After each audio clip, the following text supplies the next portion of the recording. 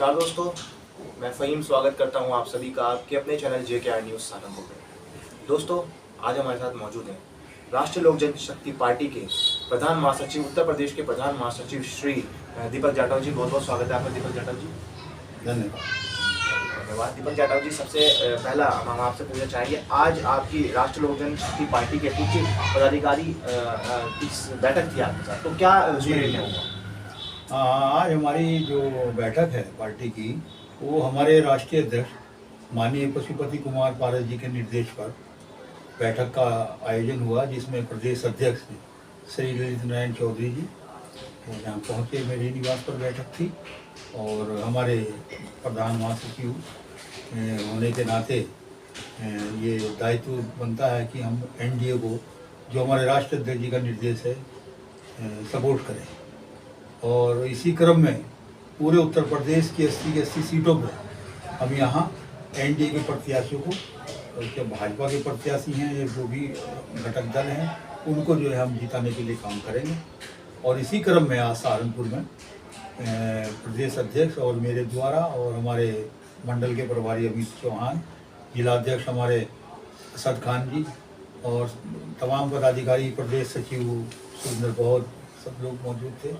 तो उसमें सबको दिशा निर्देश जारी किया कि यहाँ सहारनपुर लोकसभा से राघव लखनपाल शर्मा जी को और कैराना से श्री प्रदीप चौधरी जी को भारी मतों से विजयी बनाएं और माननीय रामविलास पासवान जी के सपनों को साकार करने के लिए एनडीए प्रत्याशियों को जिता करके और माननीय पशुपति पारस जी के हम लोग हाथ मजबूत करेंगे। अच्छा, इससे पहले कुछ शर्तें थी जिस वजह से एनडीए में शामिल होने में कुछ समय लग रहा था, तो क्या वो शर्तें थी और किस तरह से जो भी आपकी बात थी, नाराजगी की दूर? देखिए, एनडीए में तो पहले से थे।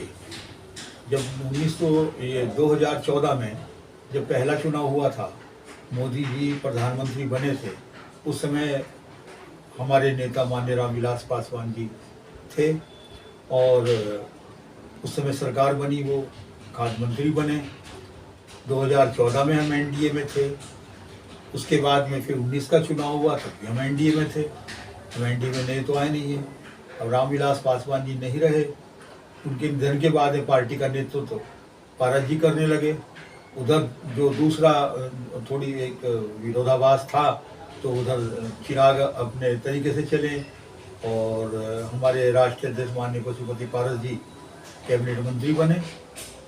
अब आकर के कुछ सीटों के बंटवारे को लेकर के विरोधाभास था। इसी नाराजगी के तहत हमारे अध्यक्ष माननीय पशुपति पारस जी ने केंद्रीय मंत्री पद से त्यागपत्र दिया और इस नाराजगी को उन्होंने, श्री मोदी जी ने, अमित शाह जी ने और भाजपा के राष्ट्रीय अध्यक्ष श्री JP नड्डा जी ने महसूस किया। फिर ये सब चीज़ें राजनीति में होती हैं। जो हमारी नाराजगी थी, कुछ हमारी बातें थी, हमारे राष्ट्रीय अध्यक्ष जी ने जो उनके समक्ष रखी संगठन के हित में, उसको उन्होंने स्वीकार किया और राष्ट्र हित में फिर पार्टी ने निर्णय लिया कि हम लोग माननीय पशुपति पारस जी के नेतृत्व में एनडीए में रहते हुए कि नरेंद्र मोदी जी को तीसरी बार प्रधानमंत्री बनाने का काम करेंगे। अच्छा, जिस बैठक हुई है, बैठक में एक तरह से मजबूत करने के लिए सहारनपुर लोकसभा सीट जो है, कैराना लोकसभा सीट को मजबूत करने की बात की गई, तो क्या लगता है इस बैठक से और एनडीए में शामिल होने से कितनी % जीत होगी? देखिए, जीत का प्रतिशत के बारे में तो कोई भी पॉलिटिशियन अगर कहता है तो वो गलत है। हम चुनाव जीतने के लिए और चुनाव जिताने के लिए दृढ़ संकल्प है। ये वोटर पर निर्भर करता है कि हमारी जीत का अंतर कितना होगा, उनकी हार का अंतर कितना होगा। इस बात को भी से नहीं कहा जा सकता। ये प्रयास है कि भारी मतों से जिताने के लिए, अधिक से अधिक मतों से जिताने के लिए सभी कार्यकर्ताओं को निर्देश दिया गया है। अभी बैठक निकली है, कल नोएडा में थी, बैठक थी, लेकिन सारा का सारा जो सिस्टम है वो आज फाइनल हो गया है और अब दोबारा से फिर बैठक होनी है हमारी। अभी मेरठ में भी बैठक है हमारी, मुजफ्फरनगर में हम लोग पूरा उसका दौरा कर रहे हैं यूपी का। तो जैसे ऐसे चुनाव, जितने चरण में चुनाव है, जहाँ पहले चुनाव है वहाँ पहले बैठक है, क्योंकि सहारनपुर में 19 तारीख को चुनाव है तो सबसे पहले हमको सहारनपुर कैराना देखना है, इसके बाद में फिर जो अगला चरण है उसके बाद हमको मेरठ देखना है।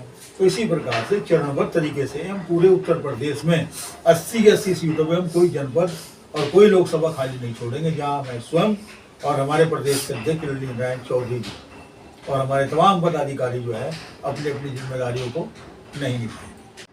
अच्छा, एक सवाल आया है, आप दलित समाज से जुड़े हैं, दलित राजनीति करते हैं आप। उसमें एक नाम है चंद्रशेखर रावण जी का, उन्होंने मीडिया के बारे में बड़ा गलत बोला है, गलत शब्द इस्तेमाल किए हैं, उसके बारे में आप क्या कहना चाहेंगे? मैंने भी देखा, एक उसमें चैनल पे देखा मैंने कि जिस प्रकार से मान लीजिए वो कह रहे हैं, तो पत्रकारों का तो सम्मान होना चाहिए। देश का चौथा स्तंभ जो है वो पत्रकार साथी हैं, और इस प्रकार से अगर उन्होंने अशोभनीय कोई टिप्पणी की है तो वो नहीं करनी, ऐसा नहीं होना चाहिए। जी, बहुत बहुत धन्यवाद आपका हमारे साथ जुड़ने के लिए।